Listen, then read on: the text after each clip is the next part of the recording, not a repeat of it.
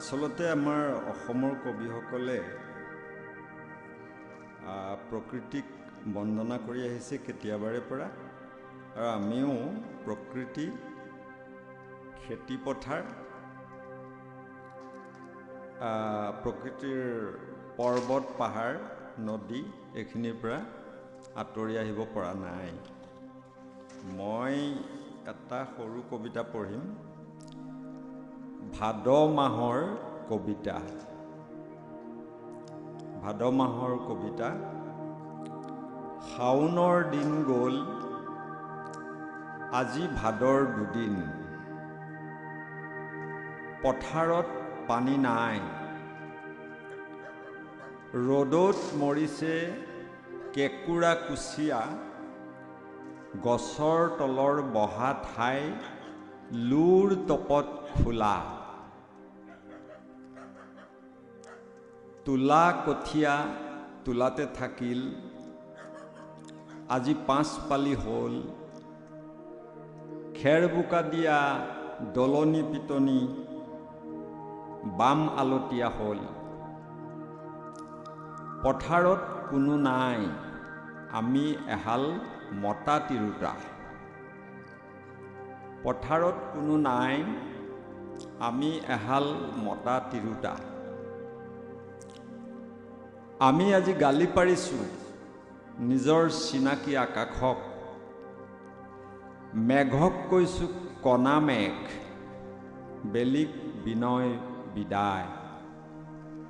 আমাৰ আশা যদি হয় ইয়াত এজাক বৰষুণ, ৰুই তুলি সামৰিম খেতিৰ শেষৰ খেতি। ধন্যবাদ। উপস্থিত সকলো জ্ঞানী কবি সকলোকে মই সাদৰ সম্ভাষণ জনাইছোঁ, আৰু মোৰ সন্মুখত বহি থকা সুধীবৃন্দ, কবিতা প্ৰেমী ৰাইজসকললৈ নমস্কাৰ জনাই পেলাই মই কবিতা পাঠ কৰিবলৈ আগবাঢ়িছোঁ। তাৰ আগতে মই ক'ব খুজিছোঁ যে মই কবি হিচাপে এতিয়ালৈকে মই ঠিক স্বীকৃত হোৱা নাই বুলি মোৰ অনুভৱ, কাৰণ মই এইখন ক্ষেত্ৰলৈ অলপ পলমকৈ আহিছোঁ আৰু আৰম্ভই কৰিছোঁ। আৰু মোৰ এই যাত্ৰাত সঁচাকৈয়ে মানে এই আমাৰ যিটো ডিব্ৰুগড় ইউনিভাৰ্চিটিৰ যিটো কবিতা অধ্যয়ন গোট, তেওঁলোকে মোক সদায় সহায় আৰু উৎসাহ দি পেলাই বৰ্তি থাকিবলৈ সুবিধা এখন দিছে। আৰু আজি যে মোক ইয়ালৈ মাতি আমন্ত্ৰণ জনাইছে, আহি পেলাই কবিতা পাঠ কৰি আপোনালোকৰ আগত ক'বলৈ দিছে, মই তেখেতসকলক শলাগ লৈছোঁ আৰু ধন্যবাদ জ্ঞাপন কৰিছোঁ। আৰু মই এইটো মানে লিখিছোঁ, এটা কবিতা দুটা লিখিছোঁ, হেৰিৰ কাৰণে পাৰিপাৰ্শ্বিকৰ লগত সম্পৰ্ক ৰাখিবলৈ কিমান দূৰ হৈছেগৈ মই নাজানো, তথাপি মই পাঠ কৰি দিছোঁ। প্ৰথমে ক'ব খুজিছোঁ যে মোৰ কবিতাৰ শিৰোনাম চহৰ দেখা মানুহৰ দুখ। চহৰ দেখা মানুহৰ দুখ। ঘৰৰ পৰা সৰুতে দেখিছিলোঁ উত্তৰ ফালে এলানি পাহাৰ, এলানিৰ পাছফালে আকৌ এলানি। শেষৰ লানিটোৱে চুই থাকে ডাৱৰ, আকাশ। চূড়াবোৰ সেউজীয়া ঢাকি ধৰা বৰফে আৱৰা। প্ৰথম লানি গাঢ় সেউজীয়া, পিছলৈ লাহে লাহে নীলা। বাৰিষা কজলা ডাৱৰে আৱৰা। এদিন শুনিলোঁ পাহাৰৰ দাঁতিতে এখন চহৰ বহিছে। ৰঙতে পাহাৰেও গাত ৰঙা ৰং সানিছে। চহৰৰ দাঁতিতে এখন চহৰ বহিছে, ৰঙতে পাহাৰেও গাত ৰঙা ৰং সানিছে। পাহাৰৰ পচন্দ ৰঙা মাটিৰ ৰং। আমাৰ মানুহবোৰ হালোৱা হজুৱা, কাহানিও চহৰ নেদেখা। দলে বলে ওলাই আহিল এদিন চহৰ চাবলৈ। চালে চকুলোৱা শাৰী শাৰী, আগফালে ফুলনি থকা ঘৰ, ধুনীয়া চহৰ।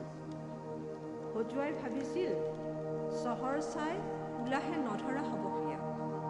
পিছে ওলাল বিষাদৰ হুমুনিয়া। এনেকেনো কাটেনে বাৰু পাহাৰ? দূৰৰ পৰা দেখি থকা ৰঙা মাটিৰ ৰং একোটা শুকান পুখুৰীহে। কাটি নিয়া মাটিৰ শূন্যতা, পাহাৰৰ হাৰ মানিব লগা হোৱাৰ দীনতা। চৌদিশে যেন দুখৰ নিশ্বাস, হতাশাত ওলোৱা দীৰ্ঘশ্বাস। ধন্যবাদ। মই আন এটা কবিতা পাঠ কৰি দিছোঁ। কবিতাৰ শিৰোনাম ঈশ্বৰৰ উদ্বেগ। ঈশ্বৰৰ উদ্বেগ। দুভাগ ৰাতি, বাহিৰত আবতৰীয়া বৰষুণ, মেঘৰ গাজনি, পৰিৱেশ ভয়াল, টোপনি ধৰা নাই, মনত ভয় ভয় ভাৱ, বতাহৰ গতিও কোবাল। তাৰ মাজতে প্ৰচণ্ড জোৰে দুৱাৰখন খোল খালে। তিতি বুঢ়ী জুৰুলি জুপুৰি, মোৰ সন্মুখত চোন স্বয়ং ঈশ্বৰ। মূৰত জটা, হাতত ত্ৰিশূল, মোৰ কি মহাপুণ্য। ভয় ভক্তিত কম্পমান হৈ সেৱা এটা কৰি হাত জুৰি একাষে থিয় দি থাকিলোঁ। তেওঁ কোৱা কথা, জাননে, তোৰ পদূলিমুখৰ পৰাই এটা পদুমণি পুখুৰী আছিল, পদুম ফুলেৰে ভৰা। জাননে, তোৰ পদূলিমুখৰ পৰাই এটা পদুমণি পুখুৰী আছিল, পদুম ফুলেৰে ভৰা। মানুহে সৰোবৰহে বুলিছিল। দুকমুকালিতে জাকি মাৰি তালৈ বনৰীয়া হাঁহ আহিছিল। সৰোবৰত সাঁতুৰি নাদুৰি গোটেই কোঢ়াল কৰিছিল। মোক জলদেৱতাই নিজেই কৈছে সৰোবৰ থকাৰ কথা। এতিয়া য'ত বিৰাজিছে তহঁতৰ ঘৰ আৰু ফুলনি। হাবি গুচাই ফুলনি পাতিলি, ভাল কামেই কৰিলি। পিছে পাহাৰটো কাটি সৰোবৰটো কিয় পুতি পেলালি? দেওহাজাকক কলৈ খেদি পঠিয়ালি? ঈশ্বৰে প্ৰকাশিলে অসন্তুষ্টি, ক'লে মই যাওঁ। গুৰু গোসাঁই নমনা হ'লি, তহঁতৰ কামৰ এতিয়া একো ৱাদিহি নাপাওঁ। মই থৰ হৈ ৰৈ থাকিম। ধন্যবাদ। নমস্কাৰ। মই দুটা কবিতা পাঠ কৰিম। প্ৰথমটো হ'ল উপজা গাঁও। বাৰিষা যেনি তেনি পানী, বাটতে মাছ বাটতে কাছ। বাৰীঘৰ পথাৰত কচু ঢেকীয়া শাক। খৰালি ধূলি বালি যেনি তেনি আলি, মোৰ শৈশৱ যৌৱনৰ থলী। দুপনি পুখুৰীত জয়াল দুপৰীয়া, চেঙা মাছে হাৰিলে কঁপি উঠে আমাৰ চেঙেলীয়া বুকু। বাৰিষাৰ ভৰপূৰ জানত এলেং মাছে বৰশী খুটে, লালুৱা শিঙৰাই বামত পৰি নাচে। সোঁৱৰণিৰ বতাহত উৰি আৰু যে নাহিব সেই দিন ঘূৰি। সোঁৱৰণিৰ বতাহত উৰি আৰু যে নাহিব ঘূৰি সেই দিন আকৌ। মানুহে ভেটিলে উদণ্ড নদী, পথাৰে নোপোৱা হ'ল পলসুৱা মাটি। আকৌ বা কেতিয়া সেউজীয়া হ'ব বালি। একে আছে দিনৰ বেলি, একে আছে ৰাতিৰ জোন। গুচি গ'ল গছ বন, ভাগি ছিগি শেষ হ'ল স্বাধীন প্ৰকৃতিৰ সাজোন কাচোন। উদং হ'ল মোৰ উপজা গাঁও।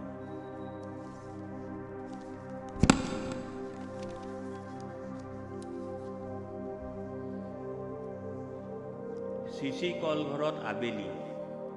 এখন ঘৰতে আছে বহুতো ঘৰ, এখন দেশতে আছে বহুতো দেশ। আমি দেখি নোপোৱাকৈ আছোঁ পৃথিৱীৰ বহুতো দেশ, নেদেখাকৈ আছোঁ বহুতো দেশৰ পুৱা আৰু গধূলি। একেটা সূৰ্যৰে বহুতো দুপৰীয়া। বাৰিষা বানৰ অলংকাৰ পিন্ধি, খৰালি সলাই সকলো গহনা গাঁঠৰি। মহাবাহুৰ হাতত ধৰি ঋতুৱে ঋতুৱে সলনি হয় চিচি কলঘৰৰ বুৰঞ্জী। বাৰিষা পানী, খৰালি বালি, মানুহৰ মুখে মুখে অতীতৰ সাধু। সূৰ্য নুডুবা দেশত বোলে এতিয়াও ৰৈ বৈ আছে অসম দেশৰ কাহিনী। আহিলেহে দেখিবা, আহিলেহে বুজিবা, সুখে দুখে বৈ থকা হৃদয়ৰ নদী, চিচি কলঘৰত আবেলি। ধন্যবাদ। মই মোৰ কবিতা পাঠ কৰাৰ আগতে নেপালী ভাষাতনো পাৰিপাৰ্শ্বিক সাহিত্য এই বিষয়েনো কিমান আগবাঢ়িছে, কোনফালে গৈছে অলপমান দুআষাৰ কম বুলি আশা কৰিলোঁ। নেপালী ভাষাত আচলতে নৰ্থ বেংগল ষ্টেট ইউনিভাৰ্চিটি আৰু ছিকিমত এইটো যিটো আমি কওঁ ইক' পয়েট্ৰি বা গ্ৰীণ লিটাৰেচাৰ, সেইটোক তেওঁলোকে পৰিৱেশ সাহিত্য বুলি কয়। আৰু তাৰ বাদে বাকীখিনিত পৰ্যাবৰণ সাহিত্য বুলি কয়।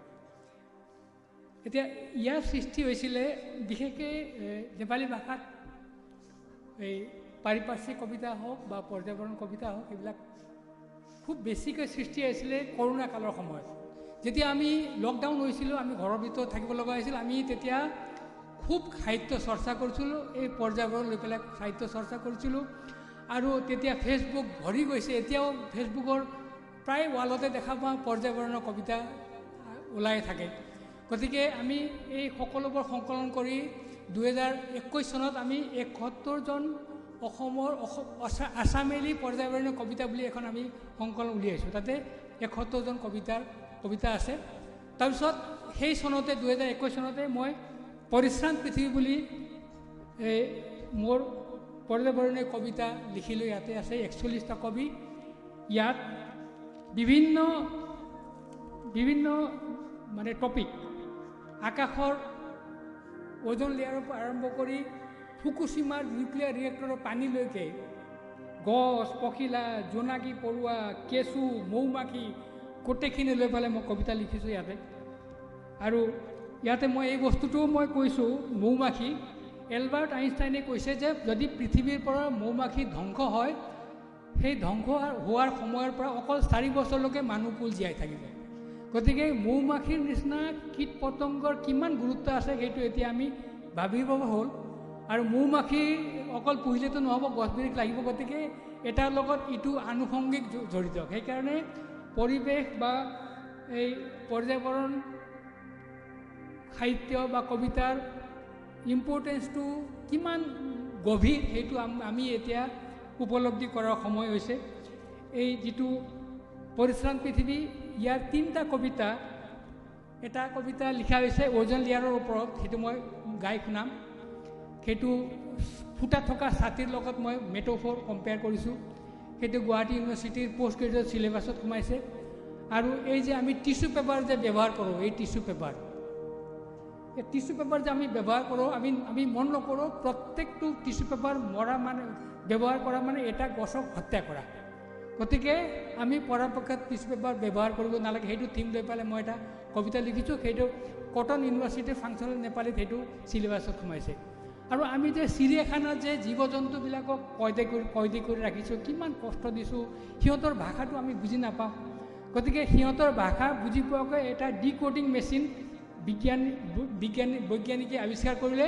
আৰু সেইটোতো তেওঁলোকৰ ভাষা মানুহৰ ভাষালৈ পৰিৱৰ্তন কৰোঁতে কিমান দুখ বেদনাৰ কথা তেওঁলোকে ব্যক্ত কৰিছে, সেইটো লৈ পেলাই মই এটা কবিতা লিখিছোঁ, ডিকোডিং মেচিন। সেইটো নৰ্থ ইষ্ট হিল ইউনিভাৰ্চিটিৰ চিলেবাছত সোমাইছে। এতিয়া সিদিনাখন যিটো সাহিত্য একাডেমীৰ যিটো চিলেক্টেড লিষ্ট হ'ল, সেই চিলেক্টেড লিষ্টত পৰিশ্ৰান্ত পৃথিৱী আহি গৈছে। গতিকে পৰিশ্ৰান্ত পৃথিৱী অহা মানে মই এইটো ক'ব খুজিছোঁ যে তেওঁলোকেও এতিয়া পৰিৱেশৰ ওপৰত, চিলেক্টৰবিলাকে পৰিৱেশৰ ওপৰত গুৰুত্ব দিছে। এইটো খুব লাগতিয়াল বস্তু বুলি পেলাই। এতিয়া পৰিশ্ৰান্ত পৃথিৱী সম্পূৰ্ণ কিতাপখন নিৰু শৰ্মা পৰাজুলি অনুবাদ কৰিছে। পৰিশ্ৰান্ত পৃথিৱী এইটো অসম প্ৰকাশন পৰিষদে অনুবাদ এইটো প্ৰকাশ কৰি উলিয়াইছে। আৰু এইটো প্ৰথম সংস্কৰণ শেষ হৈ গ'ল, এতিয়া দ্বিতীয় সংস্কৰণ ওলাই আছে। এইটো খানাপাৰাৰ যিটো বুক ফেয়াৰ হ'ব তাত এইটো ওলাব। গতিকে মই আপোনালোকক অনুৰোধ কৰিছোঁ, এইটো আপোনালোকে ল'ব লাগে আৰু আমি ইজনে সিজনক উপহাৰ হিচাপে দিব লাগে।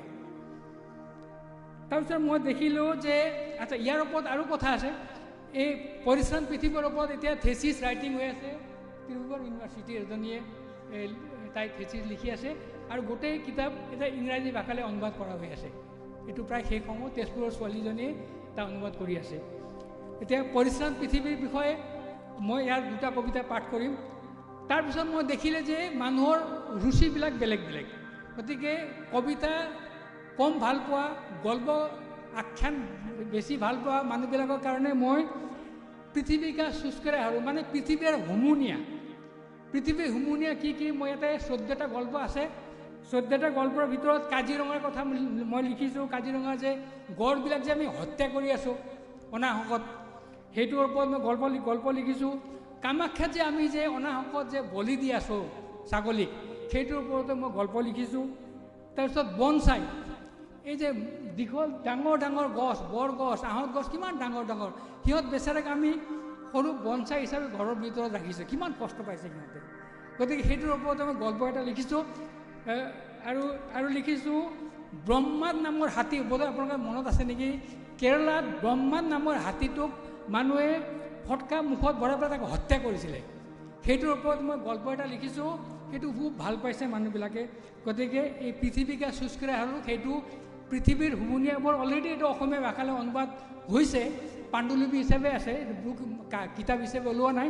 গতিকে তাৰ লগতে এতিয়া অসমত যিবিলাক বহুত নাটক মই দেখিছোঁ পৰ্যাবৰণৰ লগত সম্বন্ধিত বহুত আছে, উপন্যাসতো পৰ্যাবৰণ সোমাইছে। গতিকে গল্প, কবিতা, উপন্যাস এইবিলাকত পৰ্যাবৰণ আমি পৰাপক্ষত সোমাব লাগে। চাওক, এই পৃথিৱীত যদি মানুহ নাথাকে, চাওক আপুনি কল্পনা, মানুহ নাথাকে, কোনো মানুহ নাই, পৃথিৱীৰ কোনো হেৰফেৰ নহ'ব, এক বিন্দু হেৰফেৰ নহ'ব। আৰু যদি পৃথিৱীত গছ বিৰিখ নাথাকে, চৰাই চিৰিকটি নাৰাখে, কীট পতংগ নাৰাখে, আমি থাকিব পাৰিম জানো? নোৱাৰিম, সাধাৰণ কথা। গতিকে সেইখিনি কথা আমি মানুহক বুজাব লাগিব। আমি কবিতাৰ মাধ্যমেৰে বুজালে অথনি কোৱাৰ নিচিনাকৈ চিধা মানে হাৰ্টত সোমায়, নহ'লে পৰিৱেশ বিজ্ঞান হিচাপে সোমালে অকল ব্ৰেইনত থাকি যায়, হাৰ্টত গুচি নাযায়। আৰু হাৰ্টত গুচি গ'লে হাতে কামি আমি কৰিব পাৰোঁ আৰু পৃথিৱীৰ আয়ুস আৰু অলপ বঢ়াই দিব পাৰিম। ধন্যবাদ। মই এতিয়া কবিতা পাঠ কৰিব ওলাইছোঁ।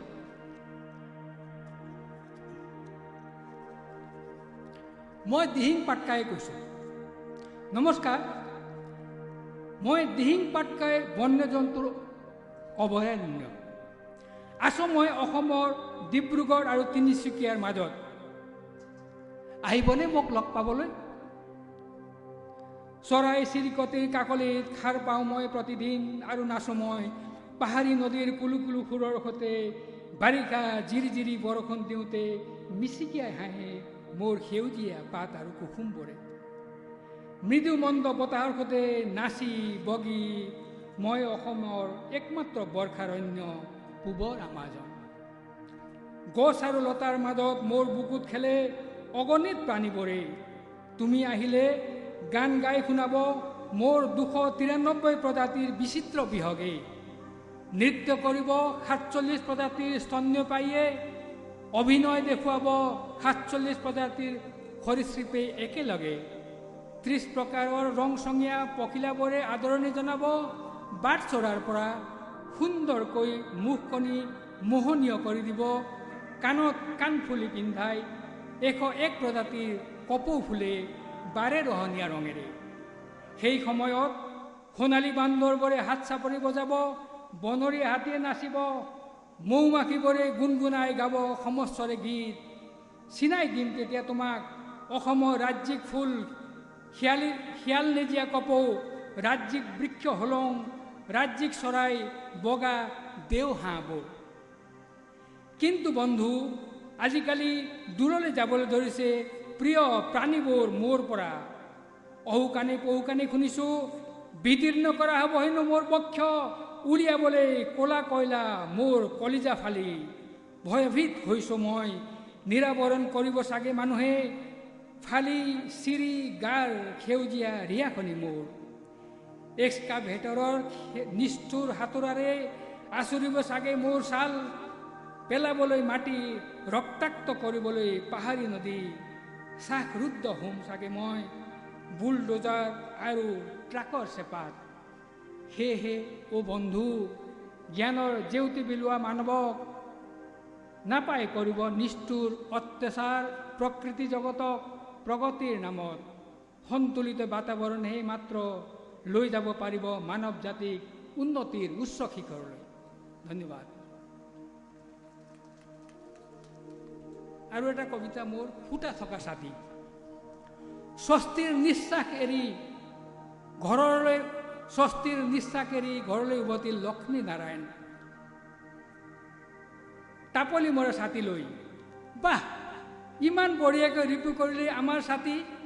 একে কবে ছাতি মেলিলে আৰু জপিয়ালে নাতিয়ে। ছাতি ঘূৰাই ফিৰকৈ ৰ'দত দহিব আৰু বৰষুণত তিতিবলগীয়া নহ'লহেঁতেন আগতেই মেৰামতি কৰা হ'লে। হুমুনিয়া কাঢ়ে লক্ষ্মীনাৰায়ণে। ভাবুক হয় নাতি আমাৰ পৃথিৱীয়েও ওজন গেছৰ ছাতি লৈ আছে হেনো ডাৱৰৰ সিপাৰে আৰু আকাশৰ তলত, কিন্তু অনেক ছিদ্ৰ হৈছে হেনো তাত। সেই ছিদ্ৰৰ পৰা সূৰ্যৰ অতি বেগুনীয়া ৰশ্মি সোমাই অনিষ্ট কৰিছে সমগ্ৰ বিশ্বক। আমাৰ শিক্ষয়িত্ৰীয়ে পঢ়াইছে স্কুলত। পৃথিৱীৰো কষ্ট হৈছে আপোনাৰ দৰে। ককা, এই ফুটাবোৰ মেৰামতি কৰিব নোৱাৰি নেকি? সেই ছাতিটোত টাপলি মৰাৰ দৰে। ছাতিৰ টাপলিৰ ওপৰত নাতিয়ে আঙুলি বলাই আল ফুলে। অথচ ওজনৰ ফুটাবোৰক তেনেকৈ ফুটাৰে ৰিপু কৰিব নোৱাৰি। নাতিয়ে বিজ্ঞান পঢ়ি সেই কথা জানিছে। নিশ্চয় পাৰি নাতি। এয়াৰ কণ্ডিশ্যন আৰু গাড়ীৰ ব্যৱহাৰ কম কৰি আমাৰ উপযোগী খাদ্য ফল মূলৰ নিজেই খেতি কৰি, কাৰ্বন ফাৰ্মিং কৰি, বৃক্ষৰোপণ কৰি। কিছুক্ষণ মৌন হৈ ৰ'ল নাতি।